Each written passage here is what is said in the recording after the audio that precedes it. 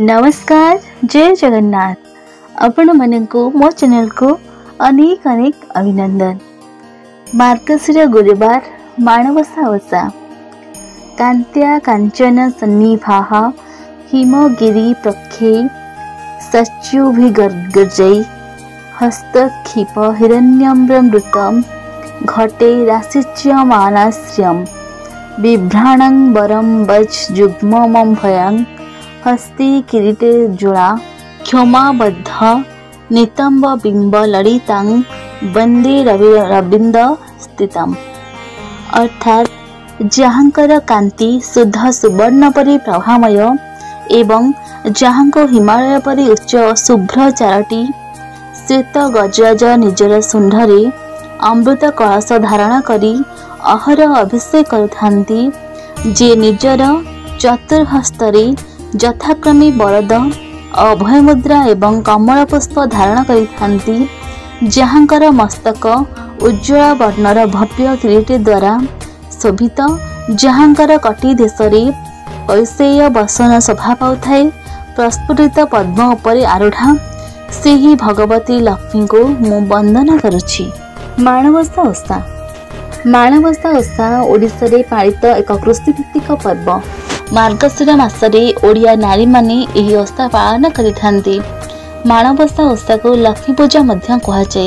एही समय धान धन्य वात्सल्य दयाक्षमार प्रतिमूर्ति रूपे लक्ष्मी को कल्पना कराଯାए। घरर स्त्री समृद्धि परिष्कार परिच्छन्नता आदि प्रति दृष्टि दि जाए। मार्गशीर मासरे पूजा घरे धान मेंटा बा धान बेणी रे सजा जाए। धान केंडा को गुंथी एही मेंटा बा बेणी तैयारी करा जाए। चाउल आदि शस्य मापिबा पई माणर व्यवहार होइथाए। एही ओषारे धान माण बसाई ताहाको पूजा करा जाउथिबारु ओषाटी माणवसा नाम रे जणा जाए।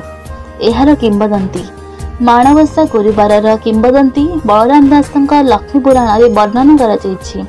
एही पुराण अनुଯାयी दासदासी परिवेष्टित लक्ष्मी दिने स्वामी ठारू माणवसा गुरुवार अनुमति नहीं देश भ्रमण रे ब्राह्मणी रूप रे बड़ देउलरू विजे कले। किए तांको पूजुछि ताहा जानिबा निमंते से घर घर बुलिले। अनेक धनी बड़ लोक से दिन गुरुवार बुली भूली जाइथिबा देखिबा परे से श्रिया नामक जने चंडालनी घरे पहुंची थिले। घर द्वार परिष्कार करी लिपापोछा करी श्रिया तांका पूजा पाई सज भोग नैवेद्य आदि सजाड़ी रखुथिला। महालक्ष्मी ताहांका भक्ति रे मुग्ध होई सेठारे ही रहिगले। एहा देखि बलराम कोप प्रकाश कले। सेतिबेलर समाज रे अछुआ भावे गणा जाउथिबा चंडालनी घरे पाद देइथिबारु बड़देउल द्वार महालक्ष्मी पाई बंद होइथिला। अपमानित होई मां मध्य श्रीमंदिररु बाहरी कले। जीवा बेले पण कले कालिया बलिया को दुई भाई को उचित शिक्षा देबे। महालक्ष्मी का निर्देश रे समुद्र कूल विश्वकर्मा आउ एक प्रासाद गढ़ी। ताल बेताल को डकाई माँ बड़ देउलरू सबु जिनिस लुटि नहीं श्रीमंदिर को श्रीहीन करदे। खाइबा को न पाई दुई भाई भोकरे आउट पाउट होई शेषरे से ही प्रासाद सम्मुखरे पहुंचले।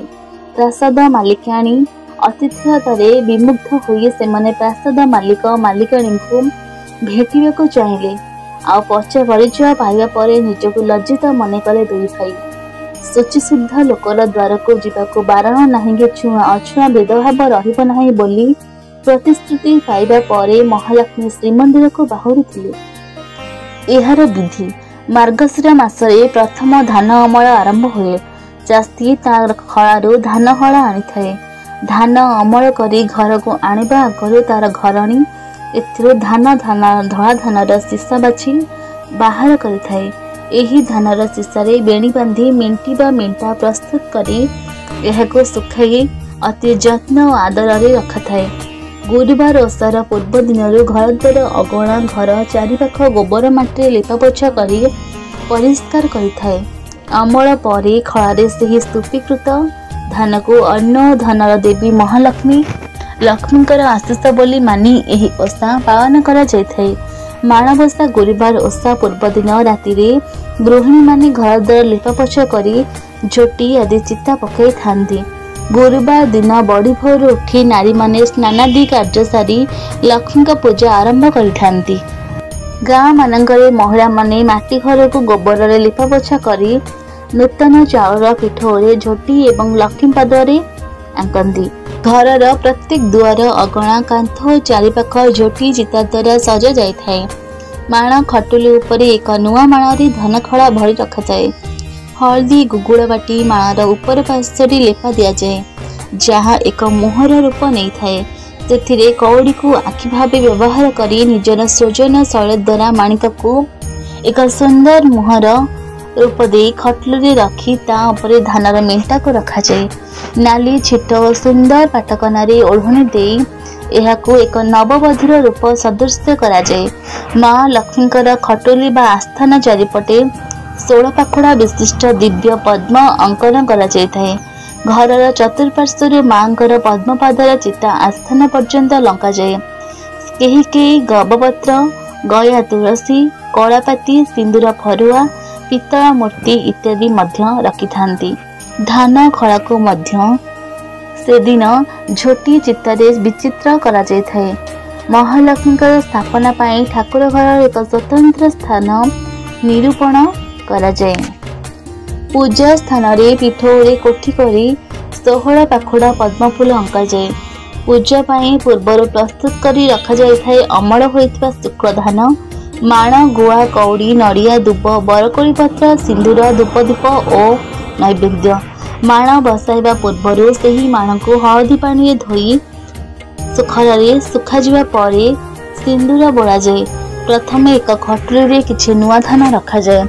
सिंदूर बोला जाइथा माण बा गौणी को लक्ष्मी देवींकर प्रतीक स्वरूप धान नुआ धान धड़ा धानर पूर्ण करी ता उपरे गुआ रखा जाए।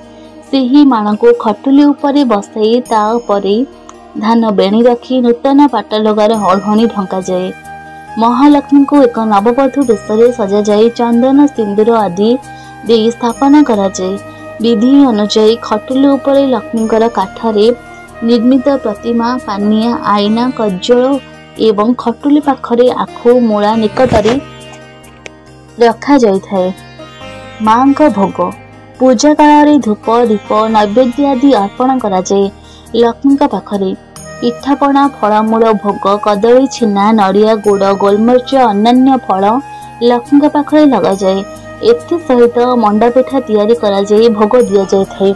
विभिन्न पाई भिन्न भिन्न पिठापणा प्रस्तुत करी लक्ष्मी को आदि लगा जाए।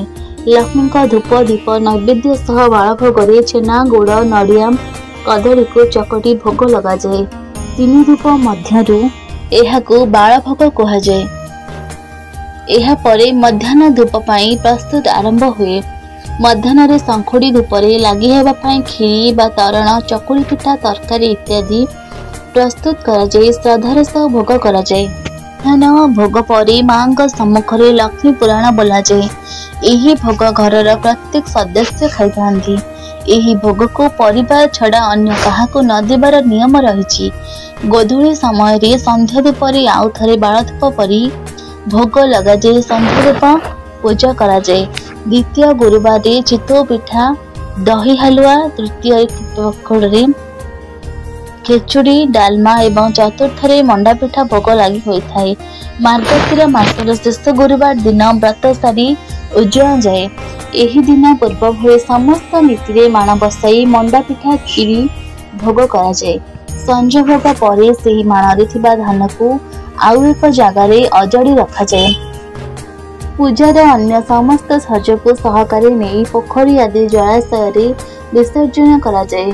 पूजा व्यवहृत धान को कुटी से चाउल खीरी बा जाऊ रंधी केवल घर लोकों मध्य खिया जाए। एहीपरि लक्ष्मी को आवाहन करने ठार विसर्जन करने पर्यंत समस्त विधि विधान को पालन करी घरर विविध उन्नति कामना करा जाए। जय मां लक्ष्मी।